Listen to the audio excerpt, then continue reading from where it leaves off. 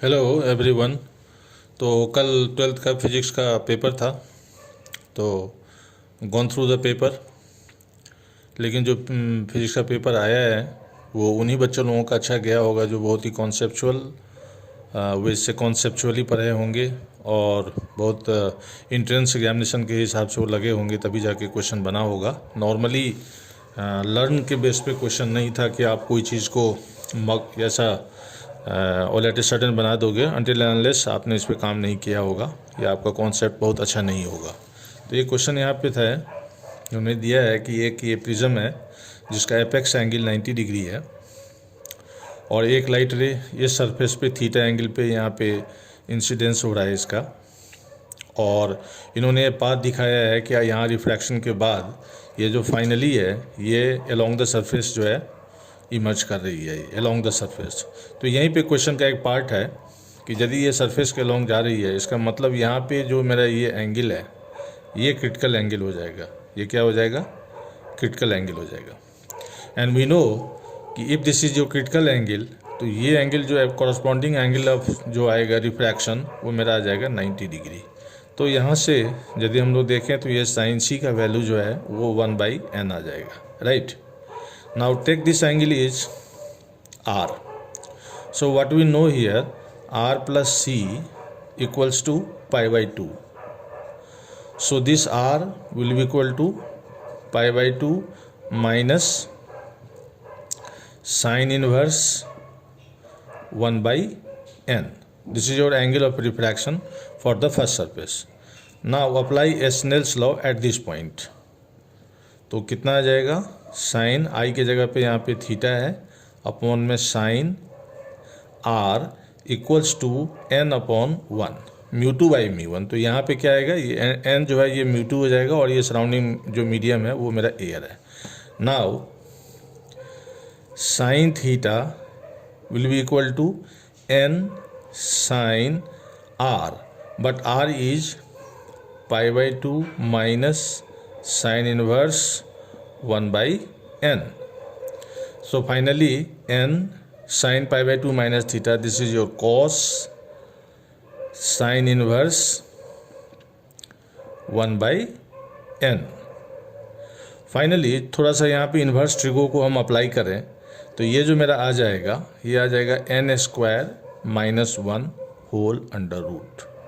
यहाँ पे एक चीज़ मैं बोलना चाह रहा हूँ कि जो बच्चे जेई के प्रिपरेशन कर रहे हैं वो तो खैर इसको बना लेंगे अच्छा से, उनका इन्वर्स ट्रिगो भी है, थोड़ा सा मैथमेटिकल एज भी होता है उनके पास। लेकिन जो बच्चे बायो के हैं उनके लिए, और वो भी विदाउट मैथमेटिक्स होंगे, तो उनके लिए क्वेश्चन कल्मिनेट करना in the given time I don't think कि ये उनसे हुआ होगा।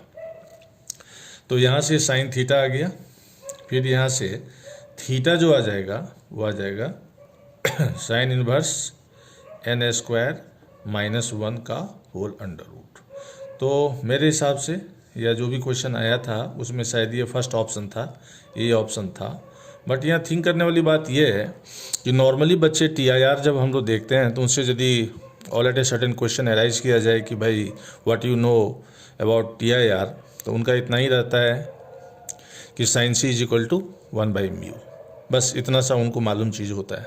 लेकिन यहाँ पे इस क्वेश्चन को हमें बैक से आना था, इस जगह से आना था कि भाई यहाँ पे यदि ये इमर्जेंट रे अलोंग द सरफेस जा रही है, इसका मतलब ये जो फॉर द सेकेंड सरफेस के लिए जो एंगल ऑफ इंसिडेंस है वो मेरा क्रिटिकल एंगल हो जाएगा।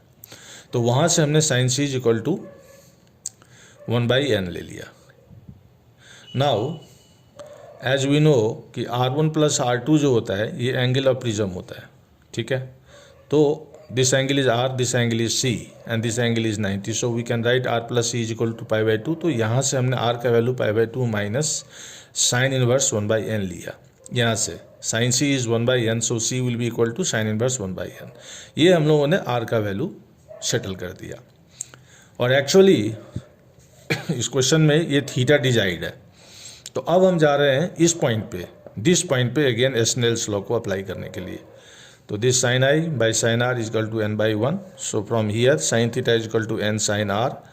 Again जो मेरा आर है उसको हमने यहाँ डाल दिया, इसको सिंप्लीफाई कर लिया। Then we get sine theta is equal to n square minus one, hence theta will be equal to sine inverse n square minus one. तो ये क्वेश्चन थोड़ा सा मुझे अच्छा लगा, क्योंकि थोड़ा सा ये स्टैंडर्ड क्वेश्चन है।